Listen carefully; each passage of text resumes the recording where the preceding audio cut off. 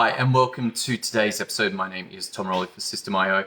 Want to discuss an interesting post that got sent to me by a friend of mine. We have been looking over the last 5 episodes at the challenges that come to a business owner, to an entrepreneur, as they actually have success in business. As you start to hit that 1 to 3 million in revenue and 5 to 7 employees, that what was working suddenly no longer works. And you find yourself as the entrepreneur now being the sole source of how to do things, of what to do, the direction, the troubleshooting, and all of this comes down to a lack of systems and processes. What's interesting is that up until that point, it works pretty well. You can get by just by duct taping together to work out the problems and get them done. But beyond that level, then that method no longer works. There's just too many moving parts, too many people, too much change in how things are done. And suddenly you start to see uncertainty and inconsistency in the way that your business is performing across all areas of business, in the marketing and the sales and the fulfillment, in your back end, in missed payments, in late fees, in a general sense of continually having to put fires out instead of going to the source, being able to resolve the source problem and then move on.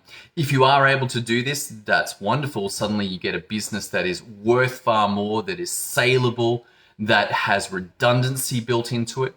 But before we jump into the good things that can come from this, I wanted to share this article that a friend sent me. It's from Tech Republic in the UK.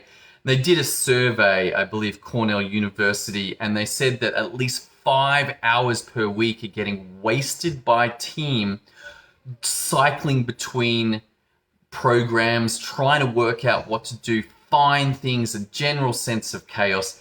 They said that this has been a result of the massive increase in people working remotely, people working from home. And yes, that it may be significantly difficult just to have kids around, but this is just looking at actually getting the work done. It's now really difficult. And they said that 9 out of 10 of the workers said that the work life was getting worse as a result of this. What was also interesting was that people were going to rogue solutions. They were downloading other apps. They were downloading other software to get stuff done. There was a lack of consistency in how things actually got done in that business. And that certainly opens up for increased vulnerabilities in terms of tech. And this is a problem. This will lead to inconsistencies in the way things are done. It also mean that a team is vulnerable should a particular person not come into work. No one knows how that's done, where that got up to. Things get stuck. So this problem isn't going away. And this has been a very challenging situation. One of my friends has gone through this. What was working well in the office environment suddenly went chaotic when all of the team had to work remotely. They're down in Melbourne, their team's in Melbourne, and the difficulties of this has meant that he has been working exceptionally long hours. Suddenly 70, 80, 90-hour weeks were required just to try and manage this situation, which is exactly what you would expect from a business that is running on human memory, human solutions, instead of having documented processes.